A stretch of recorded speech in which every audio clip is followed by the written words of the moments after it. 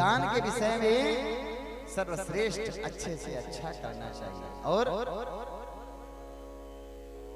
नजरें झुका के देना चाहिए। कभी भी किसी को धन दो, पैसा दो, तो इस घमंड में न दो कि ये लो 21,000 रुपए हमारा लगा देना धर्म में, मतलब हम बहुत बड़े धनाढ्य हो, तुम प्यारे ऊपर एहसान कर रहे हैं।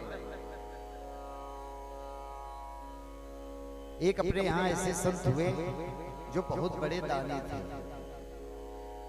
थे राजा, लेकिन दान करते करते करते करते वो फक्कड़ महात्मा बन गए। उनके पास कुछ नहीं बचा, जितना था सब दान कर डाला उन्होंने।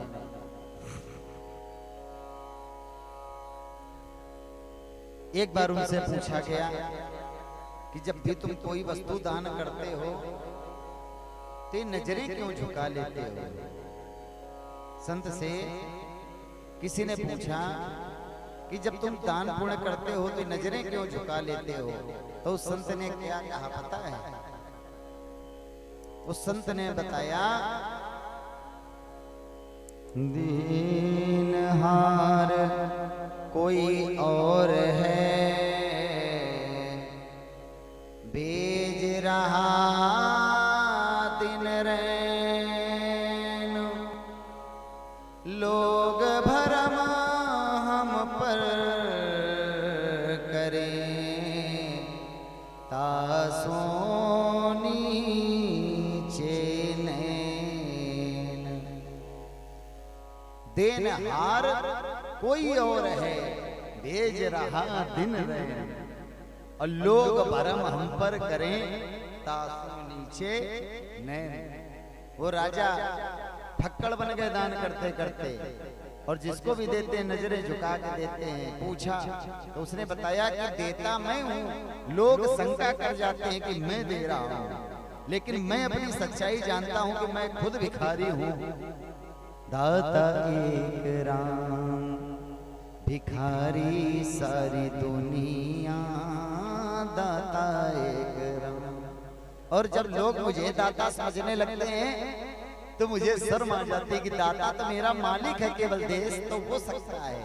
तो तासो नीचे नैन, इसलिए मेरे नैन नीचे शर्म से झुक जाते हैं। धनहीन पुरुष को, जिसके पास वस्तु की आवश्यकता हो, उसे ही दान देना चाहिए।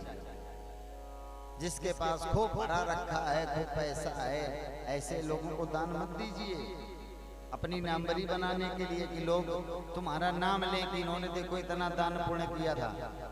कोई फायदा नहीं मिलेगा। जिसको आवश्यकता हो उसे दान करो। और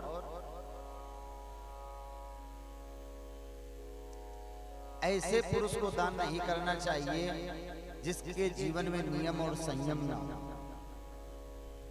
अगर गायत्री का जप करने रोज नहीं करता है ब्राह्मण, देखो दान लेने का अधिकारी केवल ब्राह्मण है।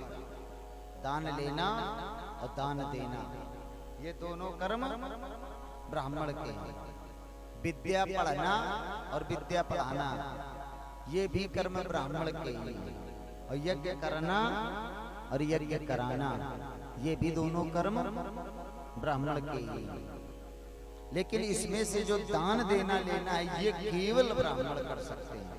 विद्या तो शूद्र भी पढ़ सकते हैं, क्षत्रिय भी पढ़ सकते हैं, यज्ञ क्षत्रिय भी कर सकता है।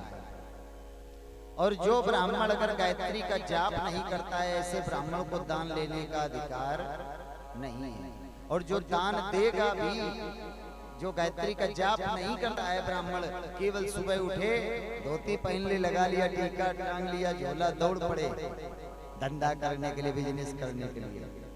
साधक को तो जब वो बैठ करके साधना करेगा और तुम्हारे द्वारा दी हुई दान की वस्तु का उपभोग करेगा, तुम्हारा दिया हुआ वस्त्र पहन करके जब जब वो पूजा करेगा तब तब तुम्हें उसका फल मिलेगा। पहले के समय में लोग क्या कहते थे, जब कोई मरने लगता था या बुढ़ापा आ जाता था तो कहते थे इनके यहाँ से 5 आम के पेड़ लगवा दो। क्यों? क्योंकि शरीर तो छूट जाएगा, पता नहीं किस योनि में चले जाएं। लेकिन अगर आम के वृक्ष लगा गए हैं और जब बरसात होगी, हमारे नाती पंती पोते कोई वंश में बचे चाहे न बचे, कोई पितर पक्ष में ब्राह्मणों को बुला करके भिक्षा जवावे तो जवावे, न जवावे तो कोई बात नहीं, लेकिन जब बारिश होगी और उस पर जितने आम के पत्ते के ऊपर बूंदें गिरेंगी, वो सारा जल उसी आत्मा को प्राप्त होता है, किसी भी योनि में हो।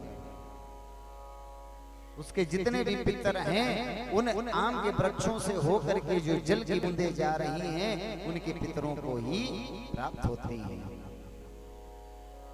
गायत्री जाप ब्राह्मण के लिए परम आवश्यक है।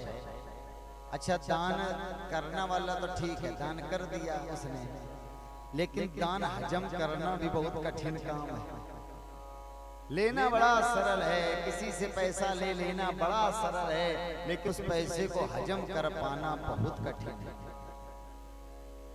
एक संत हुए सरकार, श्री शोभन सरकार, सभी ने नाम सुना होगा महाराज जी का। शोभन सरकार महाराज जी एक बात हमेशा कहते थे, एक तो उनका सूत्र था भोजन करो भजन करो, भोजन करो भजन करो, और दूसरा उनका सूत्र ये था कि कभी भी फ्री का मत खाओ।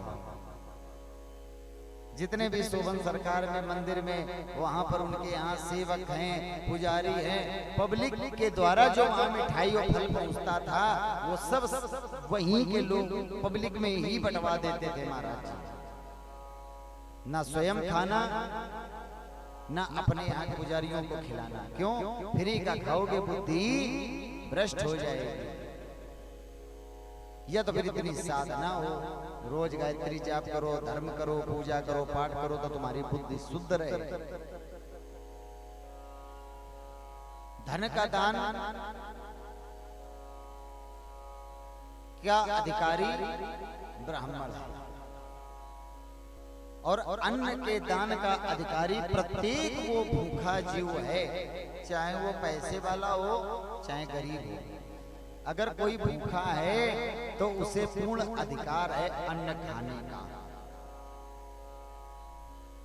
भोजन हमेशा भूखे व्यक्ति को कराना चाहिए। हर चीज में दान का पात्र चुना गया है, लेकिन भोजन अन्नदान के समय भूखे व्यक्ति को ही पात्र माना गया है। सच्चाई ये है। जो बिना मांगे किसी को दान दिया जाता है, उसका पूरा फल मिलता है। आपने निष्काम किसी को कोई वस्तु उठा के भेंट कर दी, उसका तुम्हें पूरा फल मिलेगा।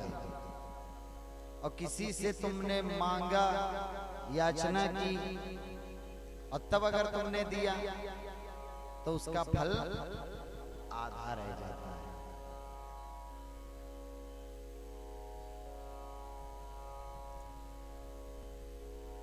और जात्र मात्र के ब्राह्मण को भी अगर आप दान करते हो तो तुमको उसका 10 वर्ष का भोग प्राप्त होगा।